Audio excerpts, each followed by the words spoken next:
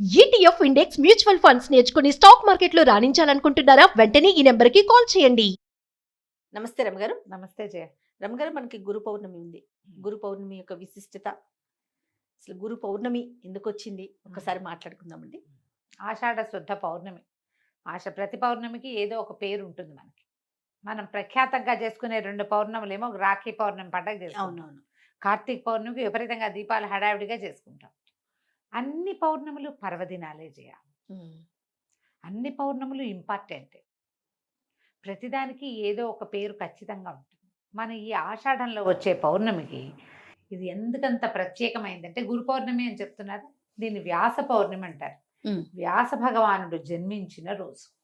భగవంతుని అంశావతారంగా జన్మించాడు ఆయన.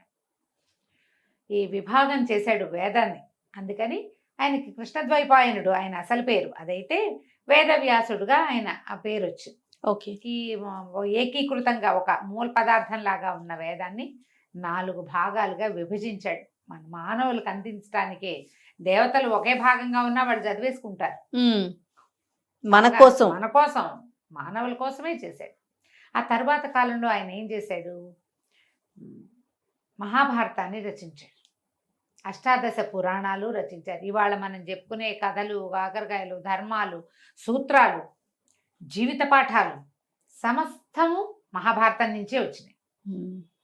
మన భక్తికి మార్గమైన భాగవతము వ్యాసుల వారే మనకు అందించారు. అష్టాదశ పురాణాలు 18 రకాల పురాణాలు, అవి కాకుండా ఇంకా ఎన్నో ఉన్నాయట.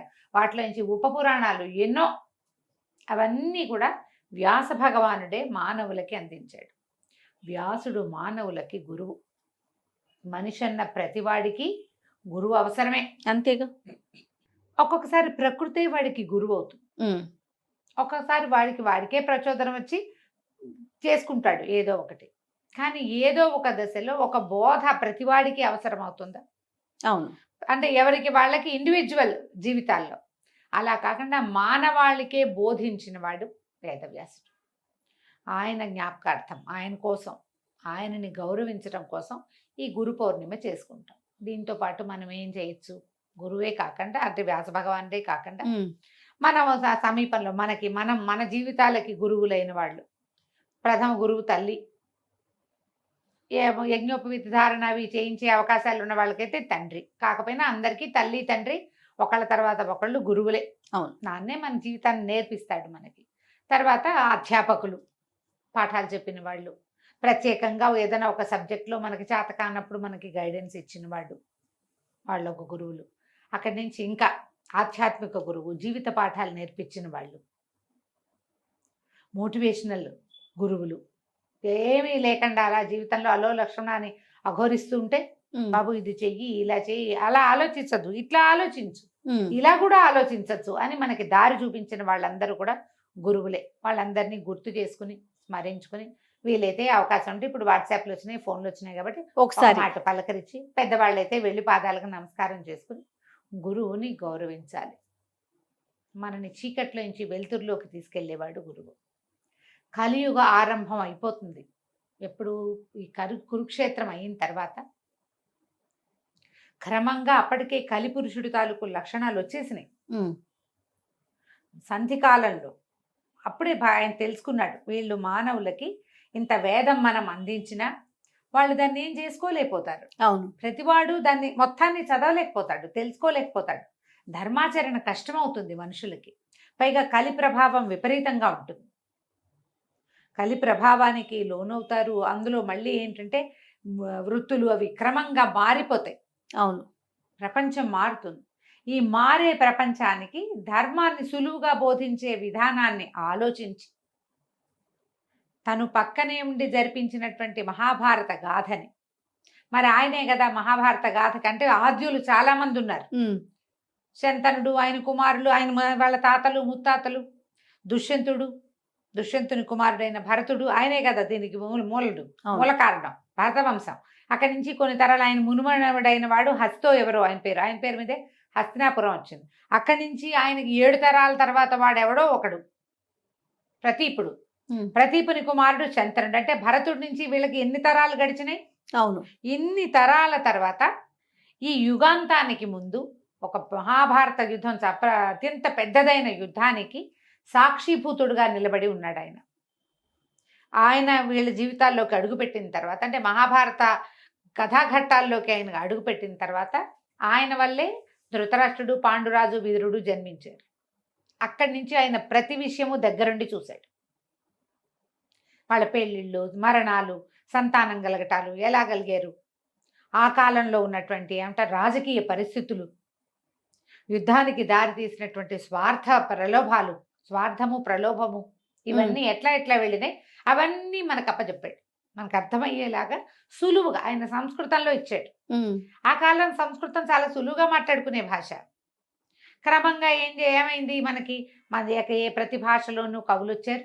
సంస్కృతం క్షుణ్ణంగా చదువుకుని ఆయన అందజేసిన మహాభారతాన్ని సులువుగా మన భాషలోకి అనువదించారు. సంస్కృతం చదివి కూడా మామూలు భాషలో, పామర భాషలో ఎంతమందికో అప్పచెప్పినటువంటి ఆ పౌరాణికులు ఎంతమంది. అవును. అట్లా మనకి అందించటానికి మూల కారణమైన వాడు వ్యాసుడు. నువ్వు ఏమి కొత్త గురువుని తీసుకోక్కర్లా.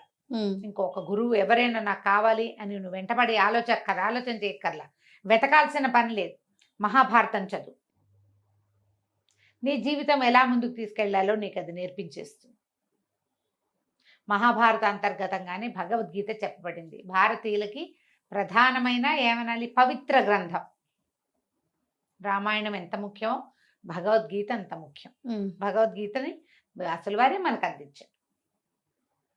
మనం నిత్యపారాయణగా చెప్పుకునే విష్ణు సహస్రనామం కూడా వ్యాసుల వారు అందించిందే. అవసరం కదా మరి. కాబట్టి ఈ రోజున మనం కోశ పూజ చేసుకోవచ్చు. ఎలాగా మహాభారతం కానీ, భగవద్గీత కానీ, భాగవతం కానీ, ఏదైనా ఒక పుస్తకం ఉంటే మన దగ్గర ఆ పుస్తకాన్ని పూజించి వ్యాసుల వారినే సాక్షాత్తు పూజించినట్టు కాస్త గంధం బొట్టు పెట్టి 2 పువ్వులు పెట్టి ఒక నమస్కారం చేసుకుని ధూపదీప నైవేద్యాలు, అరటిపళ్ళు, పాలు ఏదైనా నివేదన చేసి నమస్కారం చేసుకుంటే వ్యాసుల వారిని గౌరవించినట్టు. మన జీవితాల్లో వచ్చే చాలా మలుపులకి కారణమైన చాలా కథలకి ఆద్యుడు ఆయన కాబట్టి మీకు అవకాశం ఉంటే ఎవరైనా గురువునో ఎవరో ఒకళ్ళని మీకు ఎవరి అవకాశం ఉంటే వాళ్ళకి ఆధ్యాత్మిక గురువులు ఉంటారు కదా, మంత్ర గురువు. ఆధ్యాత్మిక జీవితం కాకుండా ఇప్పుడు ఇదివరకు మంత్రం అంటే ఖచ్చితంగా వీళ్ళకే ఇవ్వాలి అని ఒక నియమం ఉండేది కొన్నేళ్ల క్రితం, కొన్ని దశాబ్దాల క్రితం అనుకుందాం. ఇప్పుడు అలా లేదు. ఇప్పుడు అట్లా లేదు. ఎవరైనా సరే గురుగారు ఇస్తే మంత్రం పుచ్చుకొని చేసుకోవచ్చు. అలా మంత్రాన్ని ఇచ్చి మీ జీవితాల్లో మార్పుకి కారణమైన మంత్ర గురువు, విద్యా గురువు, ఆధ్యాత్మిక గురువు ఎవరో ఒకళ్ళని జ్ఞాపకం చేసుకోండి, పూజించండి, పలకరించండి. అంతే చేసుకోవాలి. ఇప్పుడు ఈ రోజున చేయవలసిన విధి అయితే అది. నేనైతే చదువుకున్న ప్రతి వాళ్ళు ఒక మాట భగవద్గీత చదువుకోండి, 4 వాక్యాలైనా భారత గురించి తెలుసుకోండి అనే చెప్తాను. అడుగుతారు చాలా మంది గురు పూజ మహోత్సవం కదా, ఇప్పుడు ఏమంటారు గురు పౌర్ణమి కదా, ఏం చేయాలి అంటే ఇలా మనం గురు పూజని ముందుకు తీసుకెళ్ళచ్చు తప్పకుండా.